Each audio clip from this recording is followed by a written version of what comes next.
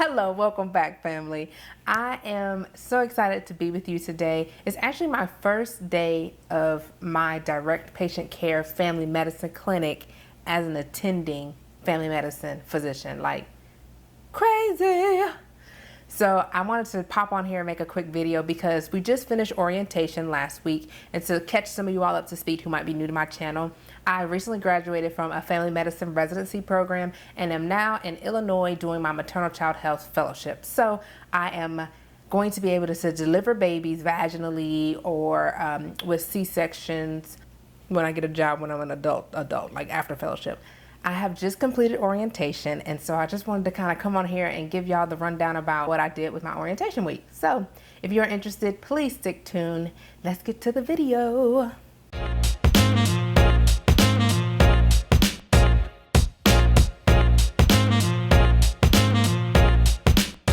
All right, guys, it's crazy. Orientation week, I was like, what did I just get myself into? I'm about to be jacked up. I mean, not only are you a new attending, so that's a whole new world right there, right? You're going to be working with residents, which is, you know, hey, that's fine, because I had to do that when I was a resident, right? When you were the third year, the senior resident, you worked with your first and second years to kind of build them up and help them grow. So that's fine, but the attending part of it is kind of scary. So that would be definitely a new journey for me. But orientation, yeah, I was like, so I don't think I know nothing about high risk OB like I thought I did. So it's actually really interesting, and there will be a lot of growth this year. So kind of to run the timeline back, about 2 or 3 months before we started the program, we were contacted about things that we had to do prior to starting the program. And those things included ultrasound training. So we were given these videos to kind of brush up our ultrasound skills. Of course, in my family medicine clinic, if I had an OB patient or a pregnant patient, I would scan them on the ultrasound if it was indicated. So I felt kind of comfortable with, you know, some simple things, but the ultrasounds that we are going to be doing are going to be a lot more in depth. So we had to train with videos. And then in addition to that, we had to train doing modules on the fetal heart tracing. And so we had to do modules to prepare us for that, as well as just some, you know, risk management type of parts of the modules.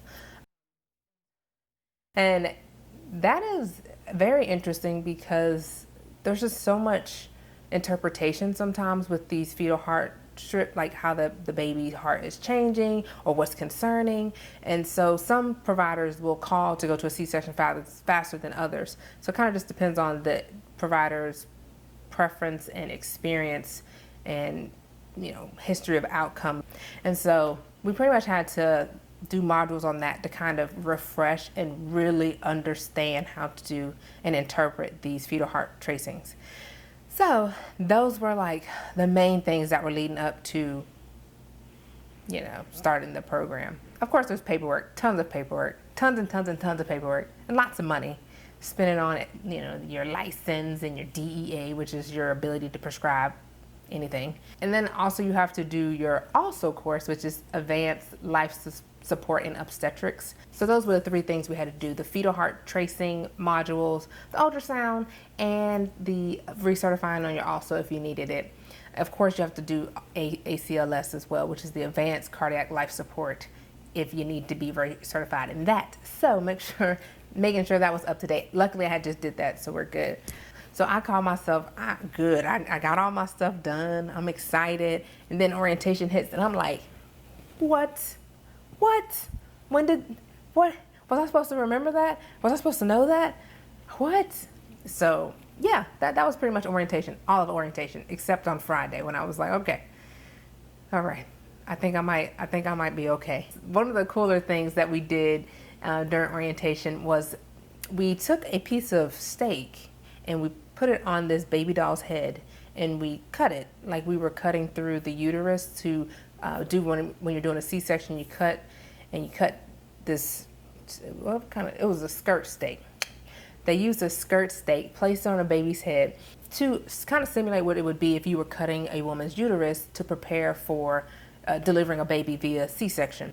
Let me tell y'all, I gravely underestimated how sharp a scalpel can be. Because when I tell you that thing sliced through that flank steak or skirt steak, whatever, yeah, I was not ready. I was like, oh, good God, man. Okay. So, and then after we did that, we were able to suture the hysterotomy is what it's called, which is the incision on the uterus.